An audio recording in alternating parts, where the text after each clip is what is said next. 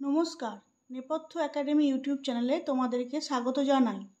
আজ আমরা দশম শ্রেণীর প্রথম উপপাদ্য অর্থাৎ বৃত্ত সম্পর্কিত উপপাদ্য 32টিকে আলোচনা করব। দেখো, এই উপপাদ্যের সাধারণ বিবৃতি কি দেওয়া আছে। ব্যাস নয় এরূপ কোনো জ্যায়ের উপর বৃত্তের কেন্দ্র থেকে লম্ব অঙ্কন করা হলে ওই লম্ব জ্যাটিকে সমদ্বিখণ্ডিত করে। এই উপপাদ্যটিকে পড়ার জন্য আমাদের কি জানতে হবে? দেখো, প্রথমেই জানতে হবে জ্যা আর ব্যাস, এই দুটোর মধ্যে কি পার্থক্য বা কি মিল আছে। আমরা বৃত্তের ব্যাস সাধারণত সবাই জানি। বৃত্তের ব্যাস কাকে বলে? দেখো, এখানে আমি একটা বৃত্ত আঁকছি, এটা হচ্ছে বৃত্তের কেন্দ্র। এই কেন্দ্রগামী যে কোনো সংযোগ সরলরেখাংশকে বৃত্তের ব্যাস বলে। দেখো, একটা প্রান্ত থেকে অপর প্রান্তে কেন্দ্রগামী সংযোগ সরলরেখাংশকে আমরা বৃত্তের ব্যাস বলবো। এরকমভাবে আমি আরও আঁকতে পারি, এরকম আঁকতে পারি, এইরকম আঁকতে পারি, যে কোনো কিছু, কিন্তু মনে রাখতে হবে আমাদের সরলরেখাটা অবশ্যই বৃত্তের কেন্দ্রবিন্দুগামী হবে। আবার আমি পাশে আরেকটা বৃত্ত অঙ্কন করলাম। এখানে দেখো, এইটা বৃত্তের কেন্দ্র। এখানে যদি আমি এই পরিধির এই প্রান্ত থেকে এই প্রান্তে একটা সরলরেখা টানি, তাহলে আমরা এটাকে বলবো বৃত্তের জ্যা। এটা হচ্ছে বৃত্তের জ্যা। আবার এরকমভাবেও টানতে পারি, এটাকে এরকমভাবেও টানতে পারি, আবার এরকমভাবেও টানতে পারি। অর্থাৎ একটা পার্থক্য দেখো এই দুটো ছবির মধ্যে থেকে, সরলরেখাগুলো এখানে একটাও বৃত্তর কেন্দ্র দিয়ে যায়নি, কিন্তু এখানে প্রতিটা সরলরেখাংশ দেখো বৃত্তের কেন্দ্র দিয়ে গেছে, কিন্তু এখানে বৃত্তের কেন্দ্র ছাড়া বাকি অংশটা দিয়ে গেছে। এটা হচ্ছে বৃত্তের জ্যা আর এটা হচ্ছে বৃত্তের ব্যাস। আশা করি আমরা এটা বুঝতে পেরেছি বৃত্তের জ্যা আর বৃত্তের ব্যাস কোনটাকে বলে। তাহলে আমরা এবার উপপাদ্যটাতে চলে আসবো।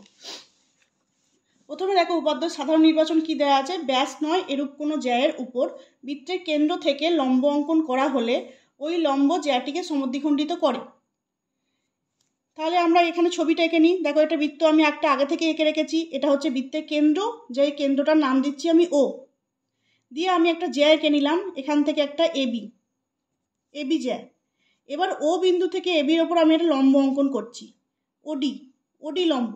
এই লম্বটাই কিন্তু এই সরলরেখাটার উপর অবস্থিত ও বিন্দু থেকে সবথেকে ক্ষুদ্রতম দূরত্ব। আমরা জানি ক্ষুদ্রতম দূরত্বটাই হচ্ছে লম্ব দূরত্ব। তাহলে এই লম্বটা আমরা অঙ্কন করে নিলাম।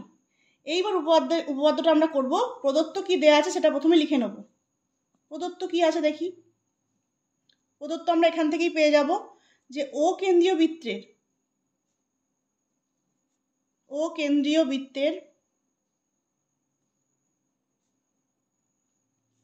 এবি ব্যাস নয় এরূপ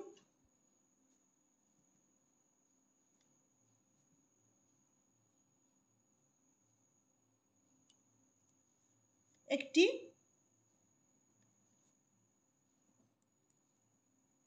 জ্যা এবং ওডি লম্ব এবি। এটা হচ্ছে প্রদত্ত, মানে এটা কোশ্চেনেই বলে দেওয়া আছে। ঠিক আছে, এরপর আমরা কি কি প্রমাণ করতে হবে, প্রামাণ্য কি আছে সেটা দেখি। প্রামাণ্য বিষয় কি আছে, দেখি। প্রমাণ করতে হবে কি, এডি সমান ডিবি, মানে এটাকে সমদ্বিখণ্ডিত করেছে, তার মানে কি এডি সমান ডিবি, অর্থাৎ ওডি এবি জ্যাকে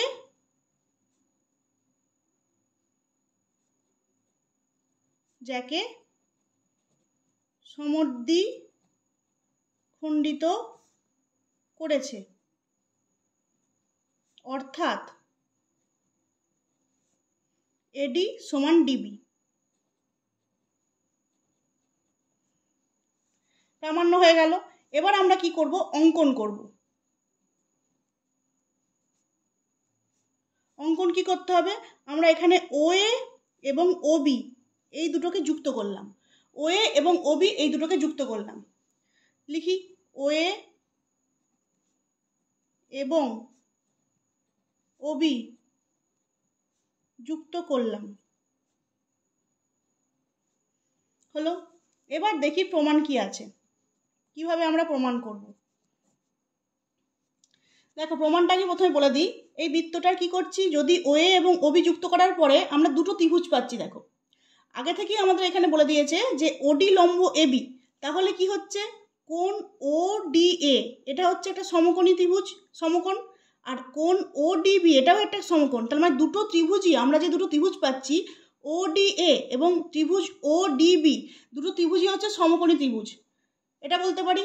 আর এইটা হচ্ছে ত্রিভুজটার সমকোণ, তাহলে এই সমকোণটার উল্টো দিকের বিপরীত বাহু অর্থাৎ OA হচ্ছে অতিভুজ, এবং ত্রিভুজ ODB এর সমকোণ হচ্ছে কোণ ODB, তাহলে এর বিপরীত বাহু কি OB, তাহলে OBও অতিভুজ এবং OA অতিভুজ।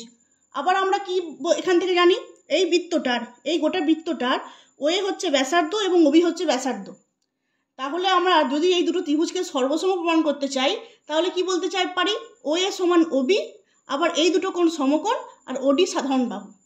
তাহলেই আমরা RHS প্রপার্টি অনুসারে দুটো ত্রিভুজকে সর্বসম বলতে পারবো, তাহলেই আমরা বলতে পারবো AD সমান DB। ব্যাস, তাহলেই আমাদের প্রমাণটা হয়ে যাবে, সর্বসম ত্রিভুজের অনুরূপ বাহু, তাই AD সমান DB। তো এটা প্রমাণটা আমরা করে নিই।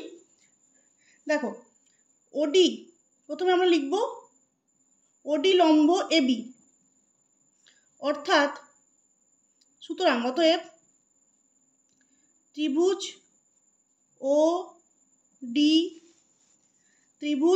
ODA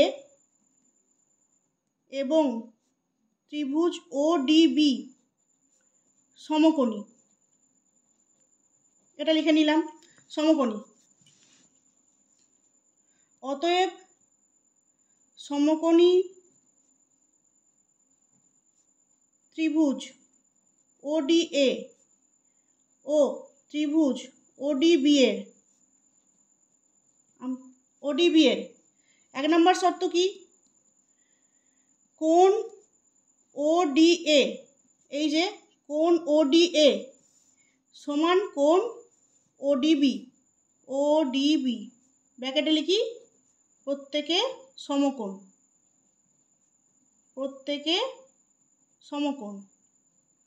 আর কি 2 নম্বর শর্ত হচ্ছে OA সমান OB, অতিভুজ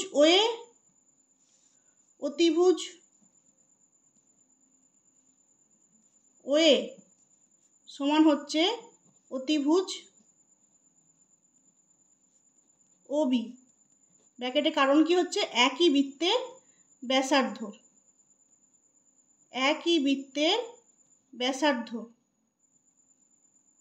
আর 3 নাম্বার হচ্ছে, এখানে 3 নাম্বার কি দেখা যাচ্ছে, OD হচ্ছে সাধারণ বাহু, তাহলে আমরা এখানে লিখে নেব 3 দিয়ে OD সাধারণ বাহু।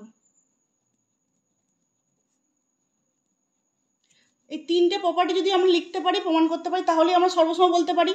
আমি এইখানে যাতে নাম্বারগুলো ভুল না হয়ে যায়, অনেক সময় দেখা যায় তোমরা যে কোনো দুটো লিখে দিয়ে সর্বসম লিখে দাও, তাই ভুল না যাতে হয়ে যায় তাই জন্য 1 2 3 নাম্বারিং করে লিখেছি। অতএব বলতে পারি ত্রিভুজ ODA সর্বসম ত্রিভুজ ODB, সাইডে লিখে দিই RHS শর্তানুসারে, ঠিক আছে। এবার বলে দিচ্ছি RHS শর্তটা কি। RHS শর্ত হচ্ছে, এখানে দেখো রাইট অ্যাঙ্গেল, H হচ্ছে হাইপোটেনিয়াস আর S হচ্ছে সাইড। এইখানে যেহেতু ত্রিভুজটা সমকোণী ত্রিভুজ ছিল, তাই আমরা এখানে রাইট অ্যাঙ্গেল প্রপার্টিতে সর্বসম করেছি। রাইট অ্যাঙ্গেল হচ্ছে সমকোণটাকে বলা হয়, হাইপোটেনাস বলা হয় অতিভুজটাকে, আর সাইড হচ্ছে এই যে আমরা সাধারণ বাহু যেটা লিখলাম সেটা হচ্ছে সাইড। তাহলে আমরা এটা কি বলতে পারছি, RHS শর্ত অনুসারে সর্বসম। এবার আমরা অনায়াসে লিখে দিতে পারবো কি প্রামাণ্য বিষয়টা ছিল, অতএব AD সমান DB। সাইডে কি কারণ, সর্বসম ত্রিভুজের অনুরূপ বাহু, ব্যাস। এবং শেষে একদম আমরা শেষে লিখে দেবো প্রমাণিত, ব্যাস, উপপাদ্যের প্রমাণ শেষ। তাহলে আমরা কি করলাম, প্রথমে একটা প্রদত্ত যেটা ছিল কোশ্চেনে সেটাকে লিখে নিলাম, দিয়ে ছবিটা এঁকে নিলাম, ছবিটাতে যেরকমভাবে দেওয়া আছে সেরকমভাবে লিখে নিলাম, দিয়ে প্রামাণ্য বিষয় কি দেখলাম অঙ্কন করে নিলাম, দিয়ে প্রমাণটা কি করলাম, দুটো ত্রিভুজকে সর্বসম প্রমাণ করলাম। সর্বসম প্রমাণের পরে আমরা লিখে দিলাম AD সমান DB, যেহেতু সর্বসম ত্রিভুজের এরা অনুরূপ বাহু। যদি তোমাদের কোনো অসুবিধা থাকে তাহলে আমাকে কমেন্টে জানাবে, যে আমি এটা আবার বলে দেবো।